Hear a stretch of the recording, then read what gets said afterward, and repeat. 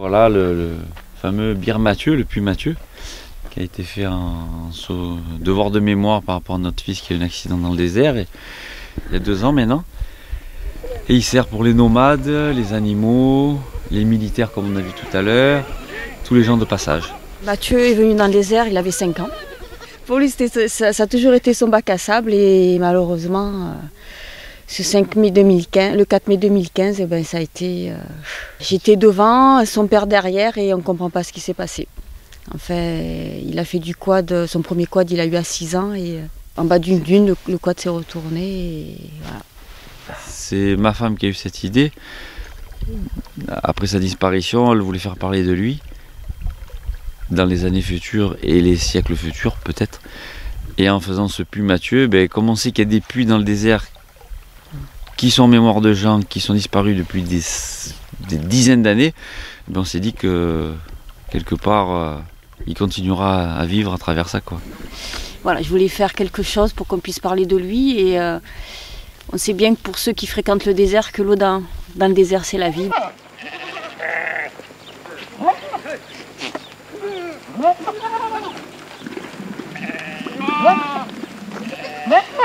La pompe est alimentée par le panneau solaire. Ça part ensuite sur ce château d'eau. C'est 9000 litres. Et ensuite l'eau, elle descend par gravité sur ce joli robinet que Marie va nous ouvrir là. On peut voir la petite finesse qui a été faite par nos amis tunisiens.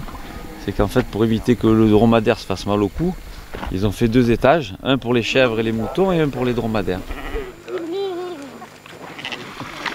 Et ensuite, on a un deuxième réseau d'eau potable qui part sur le bâtiment, là-bas, qui part sur le bâtiment, un filtre à l'intérieur et la fontaine d'eau potable.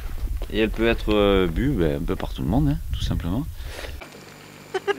C'est le seul point d'eau, on va dire, à peu près à 40 km à la ronde. Ils prennent les bidons, ils viennent remplir. Voilà, ça leur a facilité la vie.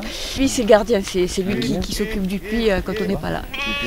On lui verse un salaire chaque mois. Il y a quand même pas mal d'entretien à faire. Je suis Ahmed, nomade, je garde le puits du Mathieu. Et j'ai un peu de chèvres ici, j'ai fait des troupeaux et je garde en même temps le puits. Et cette eau, ça fait un grand plaisir pour nous, les nomades. Nous sommes très contents. Il est berger et gardien et guide. Il fait beaucoup de choses. Maintenant que le puits est là, on veut le faire connaître. Pour le faire connaître, ma femme a encore une idée lumineuse qui demande beaucoup de travail, c'était d'organiser un semi-marathon qui part du puits qui arrive à 12. Ça a été un moment de fête. Oui, un moment de fête et d'osmose entre les Tunisiens, les Français, il y a eu des Algériens, donc voilà, ils m'ont donné beaucoup. C'est un pied de nez à la vie, je ne serai plus là qu'on parlera encore de lui.